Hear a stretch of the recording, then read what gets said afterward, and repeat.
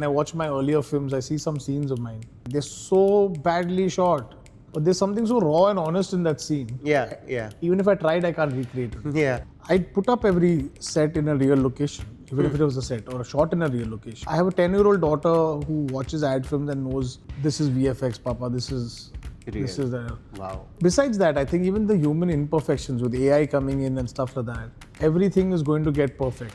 What they're going to, in the end, pay for is human imperfections. So, it's a chicken and egg situation. Everyone wants to make something that fits the algorithm. But the minute something else does well, the algorithm changes. Yeah.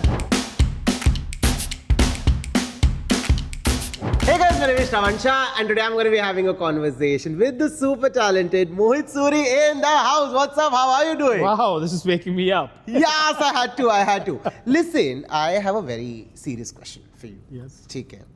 What is it? How do you manage to always get the music right of your films? How do you do it always? Is there a formula? No, there's never a formula. There is no fixed method except the fact that you work very hard on it. I think it just became a way of survival when we started our careers, whether me, Emraan, in Vishesh Films, Anurag. We were all working with non-star casts and we were trying to make an impression when there were big star cast films happening, So we had the choice. Only way we stood a chance was if we had a good song. Yeah. Where if 5 songs played of somebody else and ours only played once, if the song was so good that people remembered it. Yeah. So we just learned to work hard on our music, source it from, work with different people, work with new people, so that we can get a great song. Keep searching for that great song. And somewhere survival way became a way of working. So it's been 20 years now. Yeah. And I just keep I keep telling myself that there is no guarantee that the last film you had good music, you're going to get good music again. So True. It's like you need to keep coming back on the crease. Yeah. And even though you've scored a century in the last match, know that you can get out on duck now. Yeah. Wow. Very well said. No, because even with Saiyaara, that is the first thing that I picked up. I'm like, bro, great music. Like, off late it's become like a synonym that Mohit Suri, great music, Mohit Suri. It's literally that. And you've managed to do that with Saiyaara. So kudos to you so for much. that. Also, when you work with debutants, and I want to ask you this, that you've worked with, you've worked with debutants, you've worked with established actors. Okay. When you work with a debutant, what is the one quality of theirs that you're like, bro, this is very cool? And what is something that eventually fades away? The rawness here. The rawness, they do something that you don't expect them to do. And they do something which is not like what any other actor you've worked with before does. Okay. Like the way they smile, the way they'll just like fold their sleeve. And that's amazing. And sometimes you tell them to repeat it, they can't do it because they're not in control of their craft. Yeah. But that's slowly with time, as they turn more skilled, they lose that. It's like, the scene when they cry or emote, they cry so it goes in their nose and this, that, but it looks so real and raw. Yeah. And then later they learn how to just drop the tear on the perfect dialogue and all. But it doesn't go in their nose and all. But it's all there, but they've skilled it. Yeah. So I've seen that I've worked with 4 generations of new people. Yeah. And while they become more skilled and they get more in control of their craft, they lose that rawness. And I think that you miss that. I mean, but even directors do. Like when I watch my earlier films, I see some scenes of mine and they're so badly shot and they're so amateurishly done. But there's something so raw and honest in that scene. Yeah. Even if I tried, I can't recreate it. Yeah. But to what you said right now, of late, now this is, I don't know what is it, but all the filmmakers, all the actors, there is this impression that they want to give that it's perfect, where that rawness is missing. So to what you spoke about, that rawness or even that amateur thing, you may notice it because of course you shot it. But for me, it'll be like, bro, this is so good, we miss that. And that is one thing I think all the millennials, we miss 2000s to 2010 ka cinema. Like it was different. The era was very different. The stories were very different and we miss that cinema. No, I think, that's the thing with VFX coming. This is one thing that we tried to do in this film. Although we have one of the best VFX, YRF has the best VFX companies in-house. I'd put up every set in a real location, even if it was a set or a shot in a real location. Even the cars, we refused to do chromas, which could be very easily done within the confines of the room. I said, no, take the car outside, tow the car, but we're doing it in a real car. There's something that the audience today is now wanting to look back. Yeah. And, to see it real. They've understood. I have a 10-year-old daughter who watches ad films and knows this is VFX, Papa. This is the. Wow. And she's never even been on a set, and she's never done that. Yeah. But they can make that out because of video games and stuff like that. They know that. Yeah. So besides that, I think even the human imperfections with AI coming in and stuff like that, everything is going to get perfect. What you're going to, in the end, pay for is human imperfections. That's the one thing the computer will never be able to recreate. Yeah.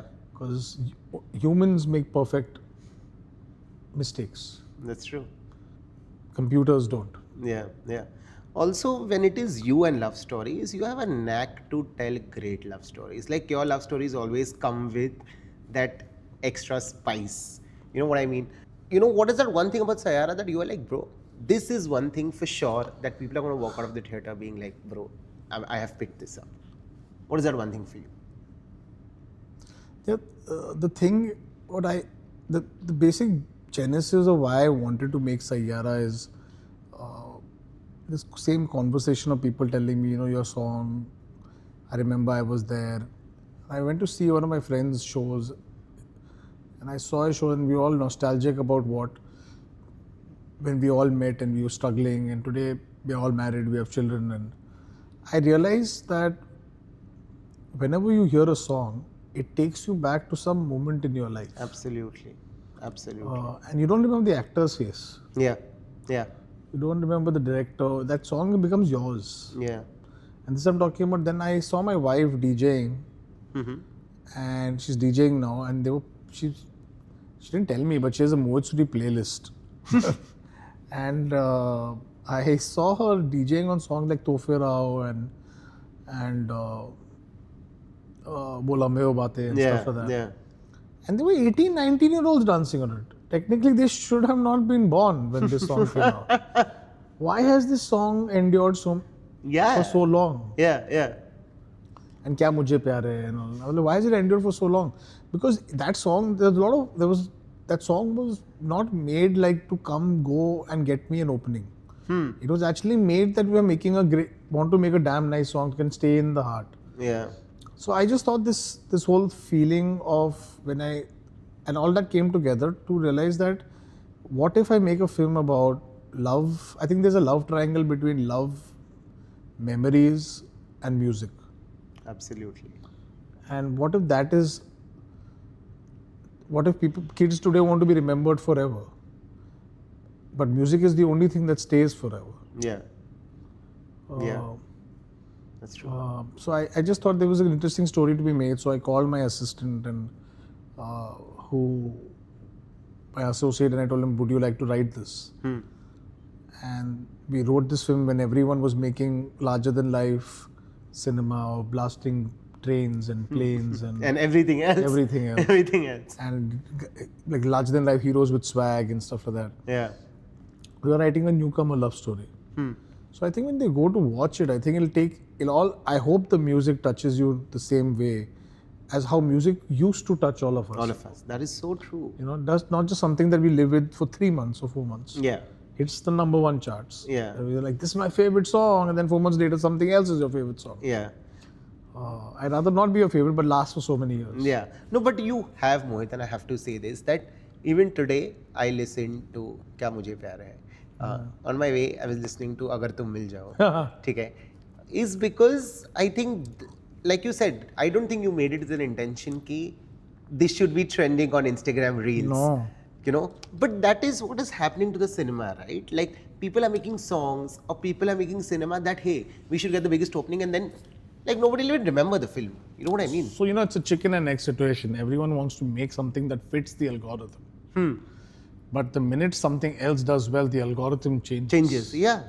So the problem is so while everyone is telling you to make something that was hit yesterday, because the algorithm is set on past success, Absolutely. not on future success. Yeah. I mean, not that my producer made me do that, but Saiyaara is a 6.5-minute song. Yeah.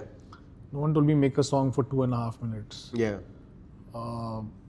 Let's get this. And if you really did that all together and you follow the algorithm, you'll maximum make a best song for the past. Yeah. Well, and the thing is, when you make a song, it's been 6 months later that the song's going to release. So I think the algorithm will change. So always make music that you think will last forever. Yeah. When you were growing up, okay, what is the kind of cinema that inspired you? Everyone tends to think that I'm very serious and intellectual and I'm very deep. But I enjoy all kinds of cinema. I have to tell you this, it was a big moment for me when I got this call from YRF, because I was that guy in the 8th standard who saw Dilwale Dulhaniya Le Jayenge and said that while everyone was applauding the actors, I heard about this whiz kid who was 24 years old who directed this film. Yeah. Yeah. And I was like, who is this guy? Yeah. Yeah. I want to be like him, I want to make a film. I told Adi sir this when I met him. Yeah. And it's been 20 years later that I was working in his company. Wow. It took 20 years to 20 years after I became a director. Wow. Not even from the 8th grade. Imagine. So it's one of the checklists I had in my life. And I wanted to do. But I think this is what you need to, in the end, think about when you're adding up your life, that these tick marks you need to make, or, and all. Yeah. And films should be made like that, not with the purpose of fitting in or falling in line. It's just that what you've seen while growing up, I watched all these kinds. Like I watched English films with Emraan Hashmi and he used to watch horror films in the afternoon and scare me in the night. I watched, Hindi films with some audience. I was an Amitabh Bachchan fan, watching Khuda Gawai in Nandi Theatre. Wow. It's a theatre that doesn't even have fans and ACs. But at the same time, we've grown up to watching Jo Jeeta. So I'm a mixture of everything. You've seen all of it. I've seen it all. You've seen all of it. So to categorize me, but yes, some filmmakers really, there were some directors that I went to watch films on, which is very impressive for me. I think Yash Ji was definitely, no matter what, Ram Gopal Varma was one of the directors I used to go watch.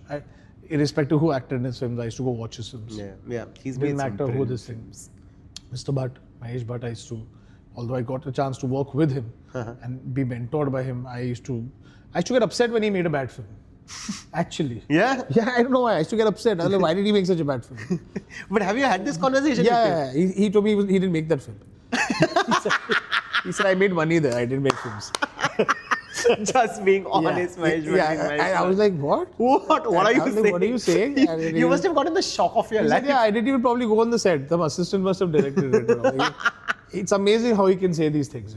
And get away with it. Yeah. Look at it. Like I asked him, I was like, but sir, at one time you were doing 25 films. He said, I wasn't making movies, I was making money. Like, just Mahesh Bhatt. Yeah, I can say anything. So, but I used to get upset if he made some bad film, and like I would be like, why did he make this film? And so there were a few directors that so I still am that person. I think maybe sometimes when I see a film or two, I would say I get closer to a director and follow his line of films. Makes sense. Of the recent lot, I would definitely watch every film that Sandeep Reddy Wanga makes. Yeah. And good or bad, I would like to watch his films. Yeah, makes sense. Perfect. The last one coming your way. Of course, people know that you make great romantic films. Yeah.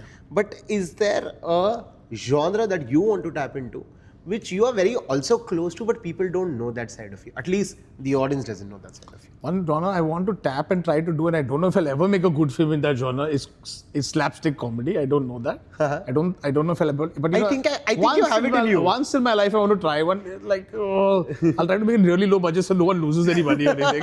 Because I'm really scared about that. I've never done that in my life. You should. But I want to do a buddy film once. I want to do a film about guys and girls being best friends and stuff like that. I think that's a genre I will be really good at. Yeah. done that in small spurts in this film with the band they work with, or in Kya